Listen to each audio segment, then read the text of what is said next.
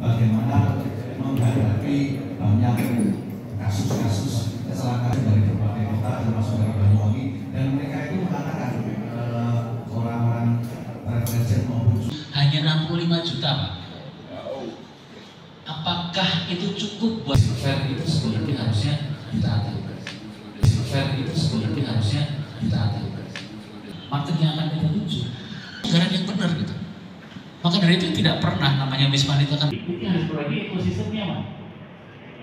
Kita bicara tadi pariwisata sebagai lokomotif, tetapi pariwisata tidak pernah disupport dengan anggaran yang sehat. Beliau mendukung atau tidak itu bukan suatu bahasa.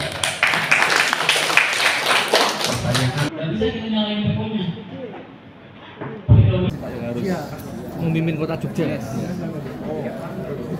Ya, tadi seperti sudah saya bicarakan, satu, jangan jadi penikmat jabatan, ya. Tapi betul-betul memang ingin melayani tadi ya, melayani masyarakat. Itu satu, penting banget itu. Kedua tentunya punya visi.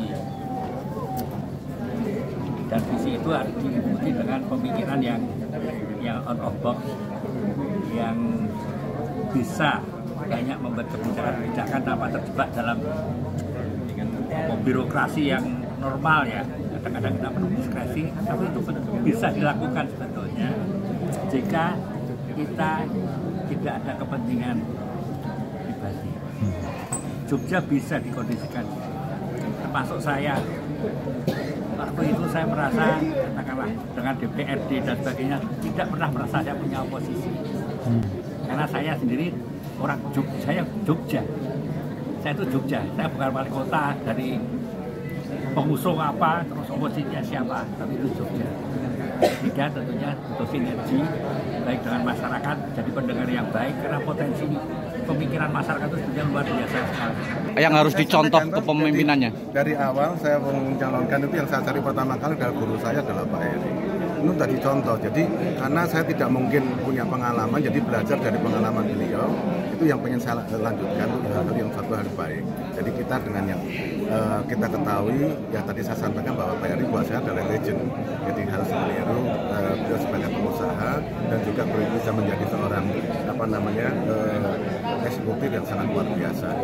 Jadi kalau saya pengen meniru beliau, jadi saya pengen belajar dari awal. Saya sampaikan Pak Heri, saya pengen belajar.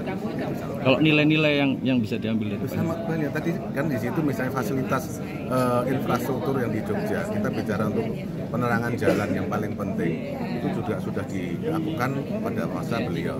Kemudian juga jalan-jalan kampung semuanya rapi, terang, terus kemudian jadi tamanisasi di kampung-kampung, itu kan justru menghindari satu kekumuhan. Nah, justru itu yang pengen kita kembangkan, bahwa kita harus masuk ke semuanya ini sampai kepada pelosok-pelosok.